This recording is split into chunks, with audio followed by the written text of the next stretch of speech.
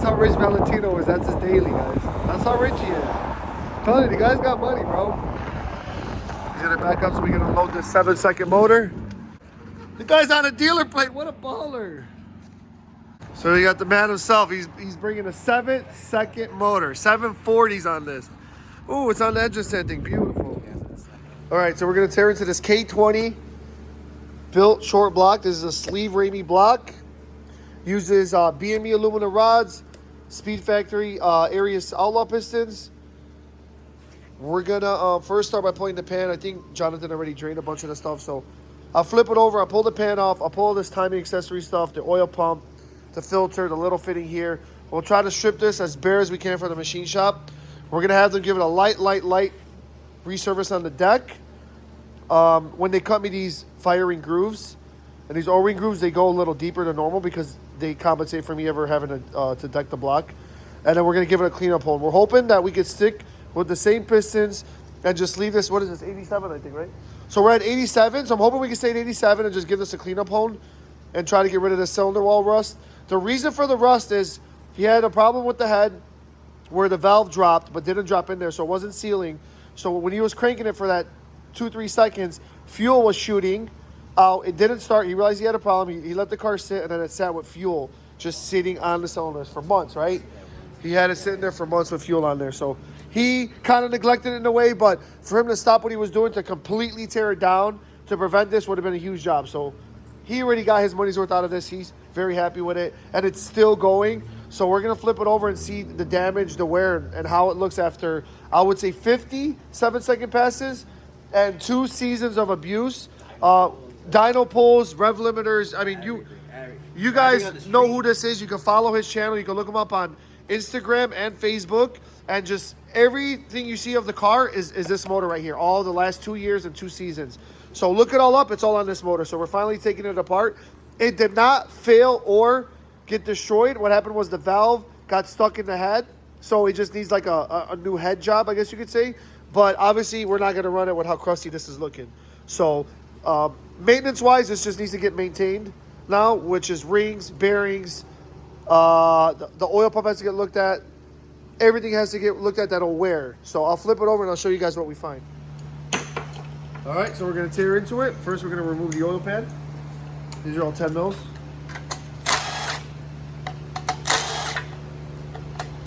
So you guys are seeing this live with Jonathan and I. So we're not going to hide anything. And our expectations are, I don't even know what to tell you. I mean, we don't really care what happened to it. It's going to get refreshed no matter what it needs. And it's going to get put on the side as a backup motor. Jonathan's program now is a 2.2 liter. So it uses a K24 block. So there's some metal in here. So there's a little bit of metal in there. I don't know. Well, I got black gloves, but. So at this point, I forgot to mention that Jonathan had broken the seal at the oil pan from the Honda bot at one point. So it might be, but that's pretty much all he did. He never went further than that. Actually, no, it can't be bearings because bearings is usually a different color. But we'll start now by removing the oil pump and the guides and all that. So this stuff I like to crack loose by hand. So I'll just crack loose by hand. This will get cracked loose by hand. And then I could use a ratchet instead of the gun on this stuff. So then for now, what I'm going to do is just put everything in the pan. That's how I kind of do it. And all this is memorized by me. So I can literally throw it all in the pan. I can easily tell where everything goes. So as we're taking it apart, we're checking everything. So that was a brand new guide, so still has some retention, so that's good. Guides, because we run methanol, we want to really inspect these guides closely, but with how cheap this will get replaced because it's on methanol. This is pretty expensive. This is like over $100, $120 compared to this, which is like 20. But we'll probably end up just replacing this because what's another $120 for a build like this? But it looks great. I mean, there's no cracking on it. This is not bad, so. Let's go back to the oil pump.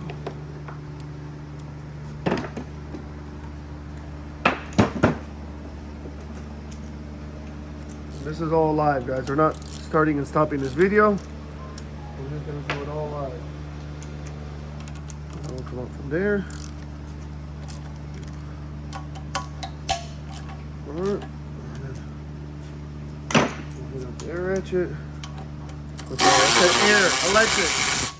Electric. Sorry guys, the air ratchet. What a goofy. Anyways. So I'm a big believer of Loctite. So a lot of this shit will be Loctited. So I don't have a problem with that. And it did its job. So nothing came loose. So some people are against it. Like, oh, why you Loctite and everything? Well, hey, I use it. We've had no issues with it. So.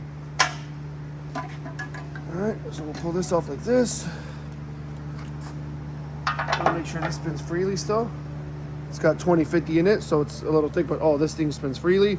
I'll end up taking this apart, and if all the gears and tolerances look good, I think Honda got a feeler gauge spec for tolerance. But I've reused mine for 5 years on my K20. For 5 years, I've taken it apart, polished everything with Scotch Brite, re-lubed it, and put it back together, and it's been great. So, and then we log oil pressure, so we see all that. So if we have bearings that are going out or a pump, we will totally be able to see it because we're logging oil pressure with these cars. All right, so industry will come off.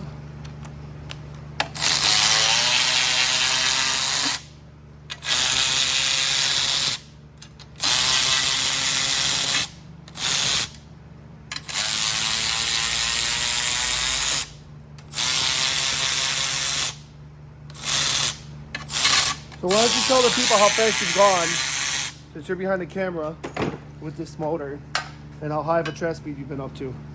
So with this motor for the last, I would say 2 years, multiple dyno hits, street pulls, kind of just driving it around when I get bored. I would say we're at probably like 1400 horse with a, well, we started with a 72 mil, ended up with a 83 mil. Motor's done very good in my opinion. We've never taken the bottom end apart. It's always valves. I always have issues with valves overheating and getting bent. It's the only issues I ever really had. Besides that, the Boosty Built program for the bottom end has been wonderful to me. Yeah, this thing's hard to create. Yeah, so we Loctite this bolt. So if you're seeing why that's going hard in like that, it's because I Loctite it. So we'll check the rod end play. Sorry I cut you off, but we'll check this end play here. Those two have it. That was documented and checked when I built the motor, but I like to check it now. This one has it. This one does not have it. So we are having an issue here for sure. So when I built these motors, I always check that. So that doesn't have it anymore. So that's one thing I like to catch. Most guys will tear into this and not catch that. So I just caught cylinder number 1, 2, 3, cylinder number 3, not having it side to side play. So we got to figure out what happened here. So another thing I'll do is I'm going to check the torque on these. These with 50 weight oil go to 60 foot-pounds. So I'm going to try to click them at 55. I'm not going to go to 60, but I'm going to go to 55, make sure they're all clicked there. So I'll be right back with the torque wrench.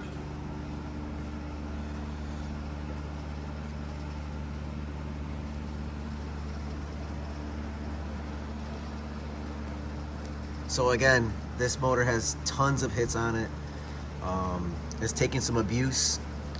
We've gone to about, I don't know, like 20 events probably with this bottom end. Never had an issue. Bunch of 7 second passes. So we'll bunch. start here, 55, click, click, click, click. Yep, so we know that we're not losing our torque there. That's something I like to check myself. Good, good, good, good. All right, so now we can actually torque these. So we'll save the best for last because we are already seeing an issue with 3. So we'll crack these loose. I like to crack it loose evenly. All right. All right. So this motor utilizes ACL race bearings. So that's what's in here. So we'll see how those look. I don't like to use the impact on these all the time because it's aluminum, and if it slips a certain way, then it'll start cross-threading. So, and all these should be numbered by me somewhere. I usually engrave them. So bearing number 4, Looks great. The coating's barely wearing off. Can't really feel anything with my nail. This looks great. I'm very happy with that one. So I'll pull the bearing out and just check the retention on it, which is basically like how it slides in here, and if it's got the little tension. Yeah, it's got a little tension, so I'm okay with that. Let's look at the other side of it. Oh, like I said, I mean, the way, this is my special tool, by the way, so it's a flat with a. So with how picky I am with these motors is I'm gonna start checking the bearings and going over them from now on, just because with how much power these are making. So does somebody want to hold that from the bottom because of that rust? So because of the water from the fuel that was left on the cylinders in a few months, it left cylinder wall rust. So it was hard for the piston rings to slide down through that rust. So that's why I'm struggling here a tiny bit. I don't know if it fell on you or it fell on there. Where did it go? It's right there. So just pop it back on. That's the other side of the bearing. It looks great. The coating's barely going away. The top of it, you can see a tiny bit of copper showing, but we had no oil pressure issues, so there's that part of it. And then we'll check the piston. As you can see from all that fuel, the rings still move around pretty decent, so that's a good sign. That has its play like it's supposed to. Wrist pins, we'll take out and check. And then the skirts. Let's see if I can let you can smell that PV. That doesn't look too bad. Can't really feel anything. We might even be able to coat these skirts. Tiny bit of wear there from it rocking. But you know, these things look brand new still. And once you clean all this off, it'll look brand new. So we'll check where the ring gaps end up at, because I have this documented, so I want to see if they move. But look at that retention, it's still there. It's still so. And like I said, all these are numbered by me, so we'll leave them there. We'll go to the next one. Crank looks decent still too. Look at the journal. Nice dirty hands on here.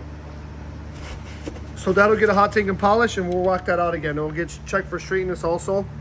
It'll kind of go to the machine shop, and we'll trust their opinion on everything. So, and then when it comes back, we'll double check it ourselves too. But they got machining and equipment that we can't really argue with. So they tell us it's bent on their machine, it's bent. This thing looks great too.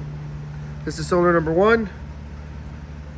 I mean, for the abuse this thing's got, I'm very happy with it so far. So I might need your help on this one too, depending on how much rust is on that wall. Pop that bearing off. You ready? Yep.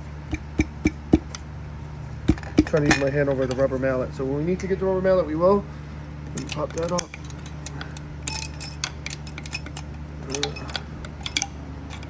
Right there's the bearing. Same with this one. Skirts look good in my opinion. This ring's kind of doesn't spin as good as the other ones because all that rust, but that bearing half looks great too. Like I said, that's the coating over here. So let me explain something to some guys. So that color there, that's like the coating. They're like greenish, grayish, and then that's the coating barely wearing out and going to here. Once you get past this layer, you get to copper. So we're not showing copper, which is great. So don't forget, this thing has tons and tons of passes, like a lot. So like I said, 3 is going to be the one, but because of how bad, which one had the valve problem? Do you remember off the top of your head? 2 or 3. 2. 2? You sure it wasn't 3 then? Maybe it was 3. It was 3? So wait, maybe this is the... No, it would be this one. Yeah, so this is... One's closest to the timing, so... So, if like I was staring under the hood, I'd be staring like this, so that's 1, 2, 3. Yeah, it'll be this one. So it's 2, okay. So... Alright, so let's look at dose. And like I said, if we toss bearings in here every season or every year, we probably will be fine. Like we got away with 2 years on this. So the only reason I told Jonathan to leave it alone for 2 years is because my motor got tested with, and I took it apart after 1 year to toss bearings and rings in it, and I was like, it was not needed. And this is 2 seasons. Look, like this thing's great. You can't really feel anything. I know you guys are seeing it on camera like that, but there's no deep gouges in there or anything. You want to help me with this one again? I don't know which one's the bad one. It was one of these. This is when we start realizing that the middle 2 cylinders were the issues. All right.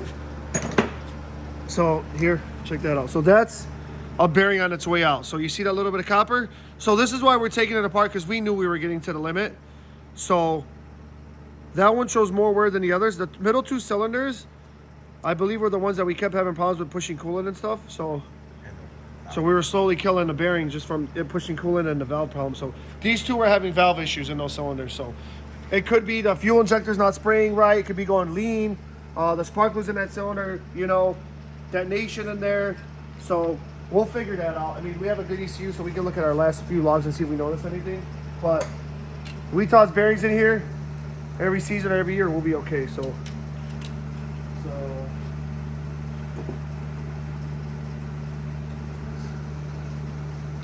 this one I feel like is already. Yeah, let's see what's going on there. Definitely something happening here. These are coming out pretty hard for me. So at the bare minimum, we're gonna need 1 rod. So I don't know if Jonathan wants to do the 1 rod or a whole new set, but most guys say that aluminum rods have like a service limit. So I don't know. I like to say 50 to 100 passes. Maybe some guys will even say 20, 25. So we might just do that, but let's see what it looks like. So here we go. So yeah, it doesn't look too bad. Doesn't look too bad at all. So I wonder why I was having that little bit of play. I was feeling the rod bolts coming out a little bit harder than the other cylinders, so this was then confirmed that the rod was bent. This is why I was experiencing all this stuff. That bearing don't look too bad at all. I was expecting that one to be worse, but we'll check the bottom side. I think this is going to be the one that was hard to pull out. Or oh yeah.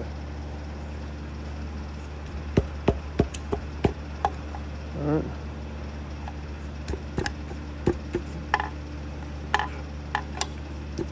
You got it?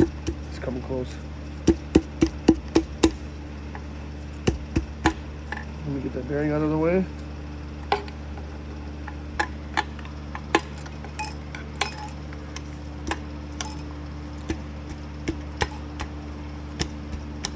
Is it coming down at all?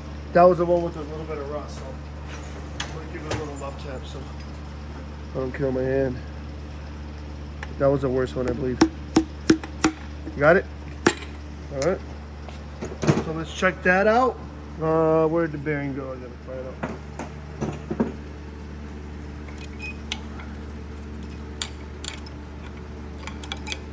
Not bad at all. A little bit of copper wear. So was it 2 and 3 that had a little bit of copper showing? Barely any. So you could say the bearings were on their way out, but at 1,500 horsepower, I believe the car's on, it was on the 8385 at 68 pounds of boost. According to like Virtual Dyno and all those calculators, we're at like 1,500 horsepower. That horsepower is the estimate, I think but at that's that based point, off fuel consumption that we use also. You should definitely, you know, you replace your bearings every 20 passes, or every at the beginning or the end of the season. So that's my opinion with these Honda motors. So here, let's go up to the garbage. I'm gonna hit this with this brake cleaner and show people how much better it'll look. That's just, remember, it's aluminum, so it's not gonna rust.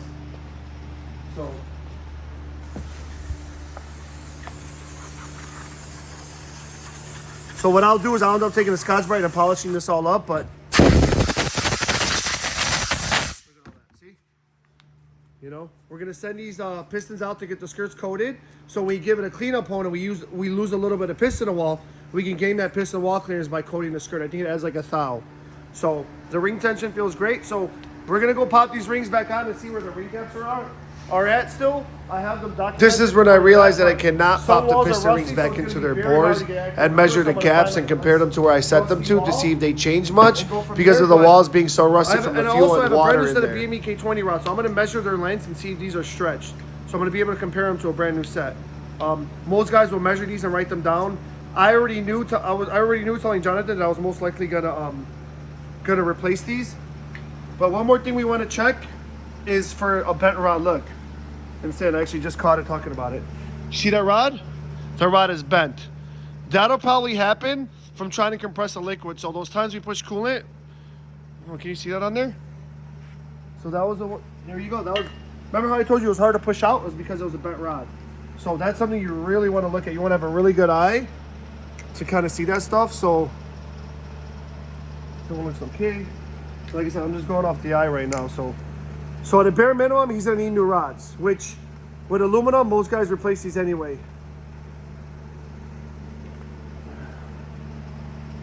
That one almost looks a little tweaked too. Oh, definitely. So this one, is that the original one I grabbed out? Yeah. There's two. So we got 2 bent rods. Okay. So the theory behind it is when people run a steel rod, all that power and abuse gets absorbed through the steel rod and gets sent to the bearing, and then you can have accelerated bearing wear, and your bearing's gonna take the dump. It's gonna take a shit. With aluminum rods, all that power and abuse is going through the piston, going through the rod, and the rod kind of absorbs it. So the rod's taking the abuse. So with an aluminum rod, you should see less bearing wear, and with a steel rod, you'll see that the bearings will take more of a hit. So, like I said, even in racing history, with all these nitro cars and pro mods and all them, you replace aluminum rods, I don't know, however often you feel. So for Jonathan, it might be every season or every 2 seasons, because obviously we got to this point, it's been 2 seasons, so we want to catch it beforehand. But we did have a lot of head gasket issues and valve issues. So you cannot compress the liquid. So trying to compress coolant on one of those, situations could have bent this. Who knows? The last time we were out, we could have been on a bent rod going 7.4 at 180 plus miles an hour. So car's got a lot more in it. Most guys, I don't want to talk shit about anybody else, but they'll probably get like 5 passes max out of their cars going 7s. Max. These cars will blow up after 5 to 10 passes going 7s. We've gotten over, I don't know, 20, 30, 40. I mean, I'll try to post at the end of this video of all his 7-second time slips. So very, very happy with this outcome. These are cool, man. Like, I don't know what you're gonna do with these, man, but it's really cool to have to just put on your display, man, because you bet 2 rods. But what caused that is what we're gonna figure out now, what we're gonna dive in and figure out. So I'm gonna stop the video there to take this whole girdle assembly out because I gotta get it out through here. And I don't want. So here's a picture of one of the 2 bent rods, as you can see. So we're gonna burn this now. The first Honda bond seal. All right. There we go. Mains look great. Super, super, super happy with the mains. Super, super, super happy with the mains. Little piece of dirt got in there. That's why that little bit of copper showing. But that's what I was talking about, the coating. See how the coating is still there? And you're slowly getting that little bit of coating going away? This is perfectly fine. Like, very, very happy with the ACL bearing wear on the mains. On the girdle side. So, obviously we still have to check the block side. So, we'll pop the crank out now. All right, put this up here. These things look brand new. These things look brand new. I'll wipe them. Won't fall on the ground, but we'll also check the thrust. Where's the other one? These are like $5 from ACL, so we'll never reuse these. We'll never reuse the bearings either. Where'd the other main go? Right. Oh, anyway, these things look great. Super happy with the mains.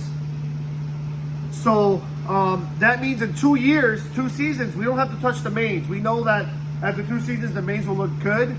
So every season, it would be ideal for Jonathan and I to at least toss rod bearings in it.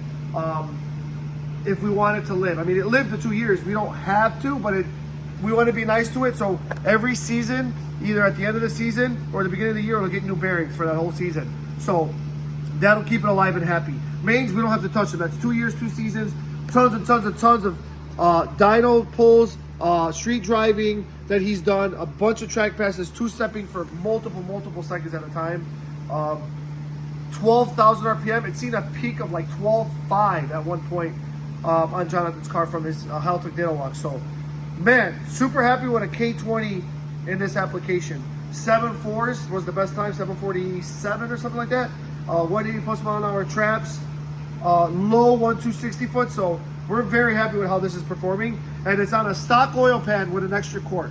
Nothing crazy there. So we could also try to throw a better baffling setup on here and a better pan. We might be able to get better oil control and stuff. So that might be why some of this stuff's working too. So we'll have to check logs and look at oil pressure in the logs. But back to what we found here, guys. Look at that. Which was the bad one? This one. Like, the aluminum rods did their job. They absorbed all that abuse, and now this is like a wearable item in this application. So those will get replaced. Pistons, I've been sliding the wrist pins in and out. They slide great. Crank will get sent to the machine shop. They'll look over all that. Obviously, we'll toss some new rear main seal on it. And there's that other bearing right there. Look at that. Look at that. Brand new. Still got the coating and everything on it. So super happy there. So we'll get all this cleaned out and sent to the machine shop and then refreshed for a backup motor, guys. So in conclusion, because this is how videos end and stories. In conclusion, we went from a simple rebuild refresh. We wanted to toss bearings and rings in it. And now we're throwing rods in it. Now we're throwing rods in it. But it is what it is. Like, he didn't kick a rod out the block, which makes me happy. And this thing took a ton of abuse. I'm very proud of how the motor handled everything and then everything in general. I'm just happy with the program, you know. So this block, when I go to the machine shop, we're going to try our hardest to retain the same bore size to see if we can get a cleanup on. The piston and wall clears will get a little looser, but we can coat the skirts to make up a little clearance there. And it is a drag motor, so we can run piston and wall a little looser. It's not a huge deal. So we'll see how that goes. If not, we're going to need pistons, and that's going to suck because it's like now he needs pistons, rods, and then it went from a simple refresh for bearings and rings to needing pistons, rods, and a whole new combo. So we'll see what happens next. Stay tuned. But that's the reality of it. This is the reality. You're seeing the reality, real-world results. Crank is good. That'll get reused after the machine shop checks in and confirms it. Block is good to the next bore size. Like if we were to go to the next bore size up, this is ready to rock. Like I said, we're going to try to retain that bore size. The rods are freaking great. Look. The rods are great, guys. Straight as an arrow. We need rods. Pistons, I wouldn't hesitate coating these and reusing them. All the wrist pins, everything feels great. So, yeah, maybe we'll get Jonathan to sign these. Maybe Jonathan and I will sign these and we'll pawn them off or raffle them off or something. I don't know. Would anybody even want this stuff? So at this point at the end, we're a little bummed out because we thought it needed just rings and bearings as a simple refresh to now needing, you know, new rods. But we're going to review the data log, see if we notice anything. Check our coolant pressure to see if maybe that was bent from us trying to compress coolant, or was that bent maybe from us trying to start the car when we had no compression from the valve issue to where it was trying to compress all that fuel that was in the cylinder. So here I was able to creep on Jonathan's profile and find a picture of 23 time slips on the table. These are all 7-second ones. We also did some events after this because this picture was taken from a year ago. So I'm estimating about 40 passes in the 7s or really close, like 8.0s or 8.1s. So a lot of abuse, and we're very happy with what it's done so far.